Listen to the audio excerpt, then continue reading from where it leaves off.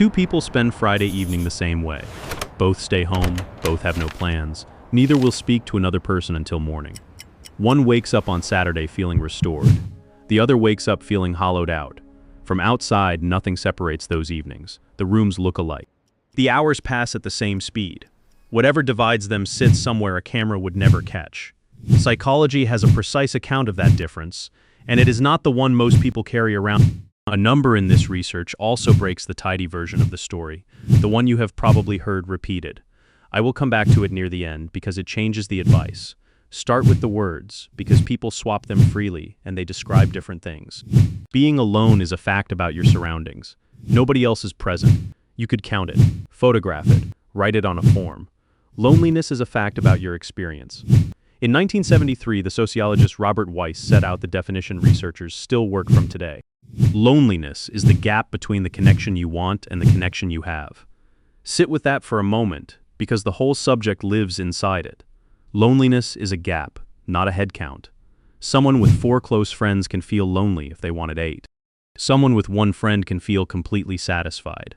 And this explains the experience that confuses people most, the loneliness that shows up in a crowded room at a full dinner table, inside a long marriage. Nobody is missing from the room. The connection is missing from the room.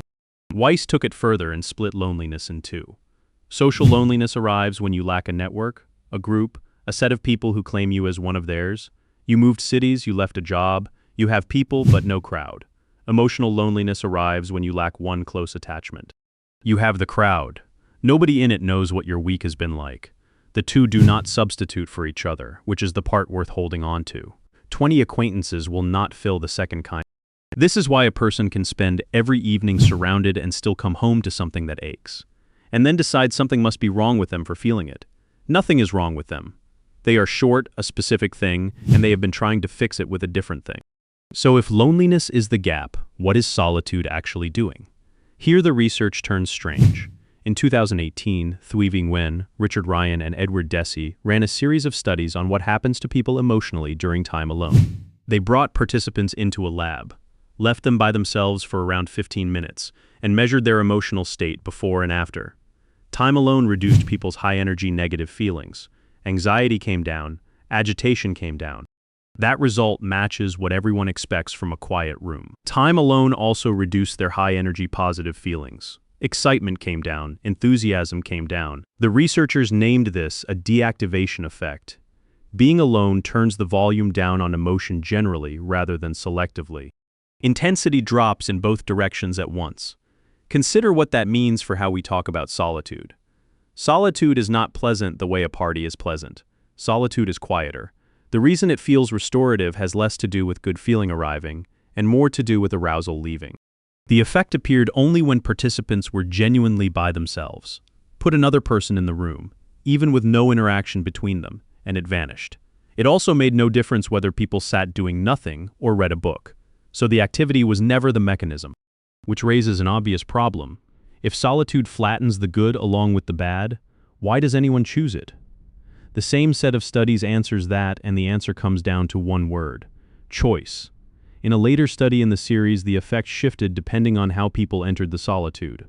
When participants actively chose to be alone, the time produced relaxation and lower stress rather than simple flattening.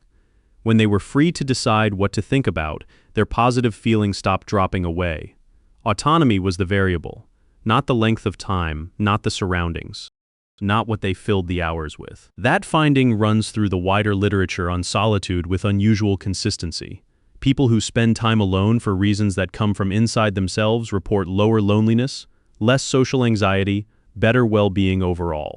People who spend identical hours alone because circumstances left them there report close to the opposite. A clock cannot tell those two apart. 2 people, 2 hours, 1 room, each. One of them is restoring something, the other is enduring something. So the question was never whether you're alone. The question is whether you walked in. This is also where a common confusion needs clearing up, because solitude and introversion get treated as the same trait, and they are not.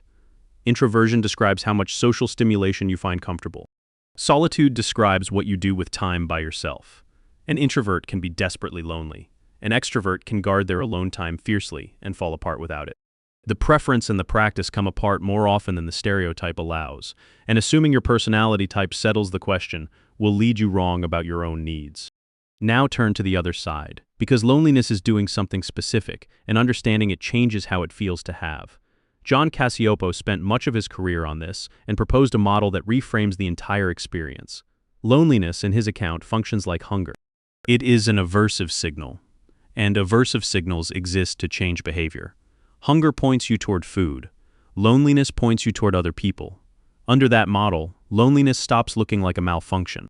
It looks like a system working correctly and unpleasantly, doing precisely the job it evolved to do. One complication sits on top of that, and it is the cruelest part of this whole subject. Cacioppo and his colleague Louise Hockley found evidence that loneliness changes how people read social situations.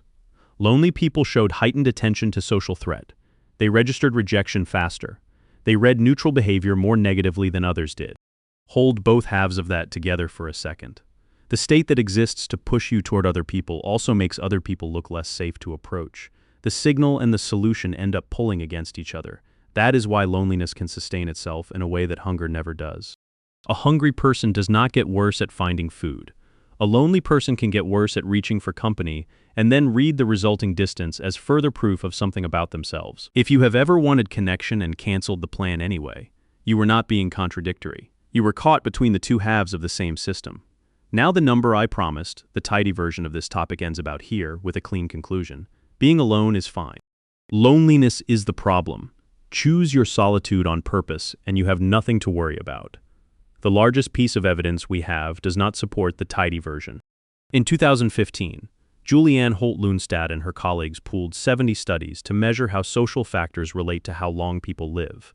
They kept three things separate: loneliness, which is the feeling; social isolation, which is having few contacts; and living alone, which is the plain physical fact of it. Loneliness came out associated with a 26% higher likelihood of dying during the study periods. Social isolation, 29%. Living alone, 32%. Look at those three figures again, because their similarity is the finding. The objective measures did not come out lower than the subjective one. The researchers reported no meaningful difference between how the feeling and the fact predicted the outcome. That matters for anyone who has concluded their solitude is fine because they picked it. The felt experience carries weight. The structural reality also carries weight, and it does not stop counting because you have made peace with it. 2 honest caveats belong on that result. These numbers describe associations rather than proof that one thing causes the other. And people in poor health become isolated for reasons that have nothing to do with choice, which the researchers worked hard to account for, and nobody can rule out completely. The direction still holds. Chosen solitude protects your evening. It does not exempt you from needing people. So where does this leave the two people from Friday night? The one who wakes up restored has something the other lacks, and it is more specific than a good attitude. They entered the evening on purpose. They have somewhere to return to when it ends. Their solitude sits inside a life that already contains connection, and that surrounding structure is what turns the quiet into rest rather than confirmation of something they fear. The one who wakes up hollowed out is not performing solitude incorrectly. They are experiencing a gap, and gaps do not close through better framing. Telling them to enjoy their own company is like telling a hungry person to appreciate the empty plate. If you recognize yourself in that second description, the useful thing to know is that the feeling operates as a signal rather than a verdict on who you are. And if it has been running for a long time, saying it out loud to someone you trust, or to a professional, does more than waiting for it to lift, because this responds to being addressed and responds poorly to being endured quietly. There is one more piece worth carrying out of this.